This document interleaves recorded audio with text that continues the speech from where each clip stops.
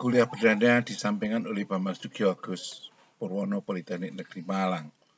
Pokok bahasan yang akan disampaikan adalah pendahuluan, paradoks, visi 2045, indikator makroekonomi, tenaga kerja, dan tantangan.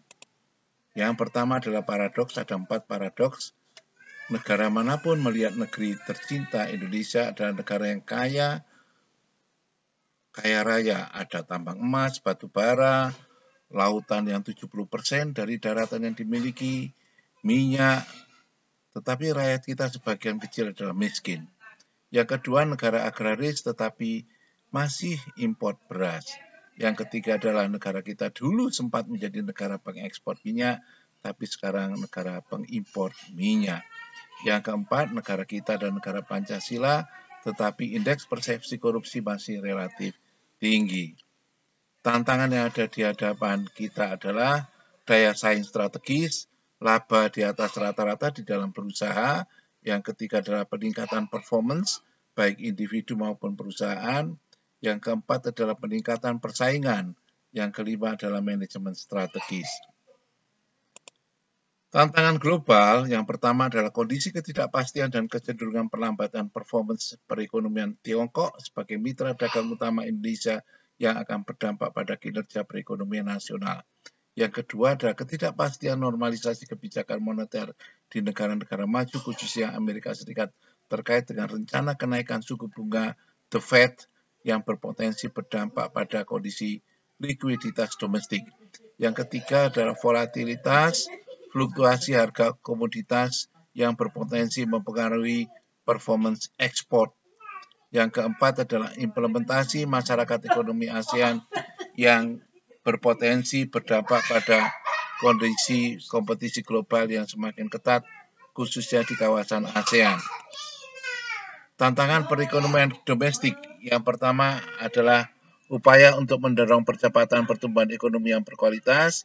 Yang kedua, kurang optimalnya kapasitas produksi yang dipengaruhi oleh daya dukung infrastruktur yang kurang memadai. Yang ketiga, dinamika ketenaga kerjaan, kesenjangan kompetensi, dan pasar tenaga kerja, serta daya saing ketenaga kerjaan dalam menghadapi kompetisi global. Yang keempat, kedaulatan pangan dan energi. Yang kelima, penguasaan teknologi dan inovasi. Yang keenam, pendalaman pasar keuangan. Yang ketujuh, kesenjangan pendapatan antar kelompok dan antar wilayah. Yang kedelapan adalah masih terjadinya defisit neraca transaksi perdagangan. Yang berikutnya adalah tantangan adalah masih tingginya persentase korupsi, kemudian sekitar lebih dari 35%, kemiskinan, kesejahteraan ekonomi, jumlah pengangguran dan lapangan pekerjaan, kenaikan harga barang, terorisme, penanganan bencana atau bencana alam, keamanan, kinerja pemerintah, kriminalitas lainnya dan tidak tahu sekitar 3,5%. Visi 2025 versi MP3AI diharapkan pada tahun 2025 produk domestik bruto kita adalah sekitar 3,8 sampai 4,5 triliun US dollar. Kemudian pendapatan per kapita di antara 13.000 sampai 16.100 US dollar. Termasuk kita akan masuk dalam terbesar ke-12 ekonomi dunia. Rencana anggaran belanja pendapatan negara pada tahun 2020 adalah sekitar 2.540,4 triliun rupiah.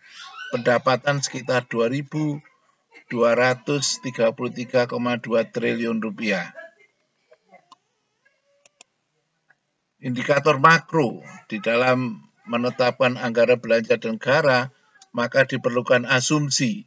Asumsi adalah pertumbuhan ekonomi adalah 5,3%, kemudian nilai tukar rupiah terhadap dolar terhadap rupiah adalah 14.400 rupiah, inflasi sekitar 3,2%, harga minyak dunia adalah 63 dolar per barrel, sekitar 159,25 liter. Tingkat suku bunga adalah 5,4%, lifting capacity adalah 700 55.000 barel per hari.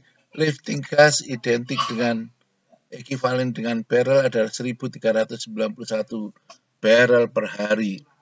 Tingkat pengangguran diharapkan turun menjadi sekitar 4,8 sampai 5%. Kemiskinan, persentase kemiskinan turun dari sekitar 10% menjadi antara 8,5 sampai 9%. Miskin berarti pendapatan per kapita satu hari adalah $1. Gini rasio adalah turun dari 0,4 sekitar sekarang menjadi 0,375 sampai 0,38%. Kemudian indeks pembangunan manusia 72,51%. Penerimaan pajak, kemudian perbandingan antara pertumbuhan ekonomi di Asia Timur adalah Indonesia sekitar 6,5%, sedangkan Cina 8,7%, Vietnam 8%, dan paling rendah adalah Korea Selatan 4,9%. Ini proyeksi Bank Dunia. Tema kebijakan fiskal, penguatan fondasi, kemudian transisi juga Indonesia maju. Kita lihat tingkat kemiskinan tadi sudah dibahas, semakin tren ada kecenderungan turun. Tingkat ketimpangan tadi Gini rasio juga semakin sempit. Kemudian tingkat pengangguran turun. Kemudian program pengentasan kemiskinan itu pada tahun 2012 jumlah rakyat kita yang miskin adalah 28,6 juta jiwa. Itu membutuhkan dana sekitar 99,2 triliun rupiah. Dan sekarang sudah berkurang menjadi tahun 2014 sekitar 28,28 juta jiwa. Artinya miskin adalah pendapatan per kapita per hari adalah $1. Untuk versi Bank Dunia adalah sekitar $2 per hari.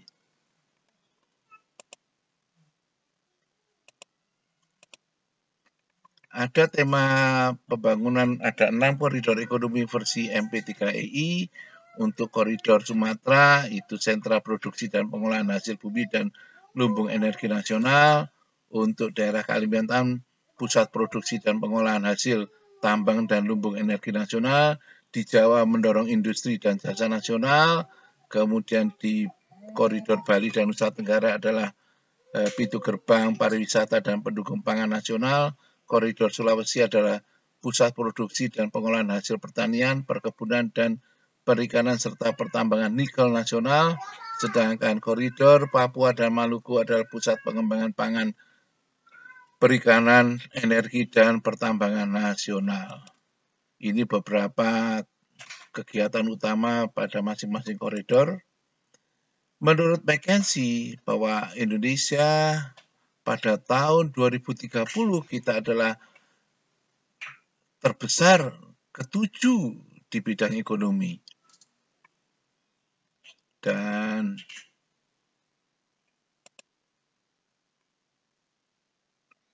profil tenaga kerja kita. Jadi kalau pada tahun 2014 gaji per hari untuk Indonesia adalah $9 per hari, sedangkan Thailand sudah $16 per hari, sedangkan Malaysia sudah $27 per hari. Tiongkok sudah $28 per hari, itu gaji untuk karyawan. Sedangkan profil tenaga kerja kita pada tahun 2013 adalah 48,2% adalah lulusan sekolah dasar. Pada lulusan sekolah menengah atas, menengah pertama adalah 21,6%, sekitar 37,39 juta orang. Sedangkan untuk SLA adalah sekitar 39,7 juta orang atau 23%. Sarjana adalah 4,8% atau sekitar 8,32 juta orang. Sedangkan program diploma sekitar 4,1 juta orang atau 2,4%.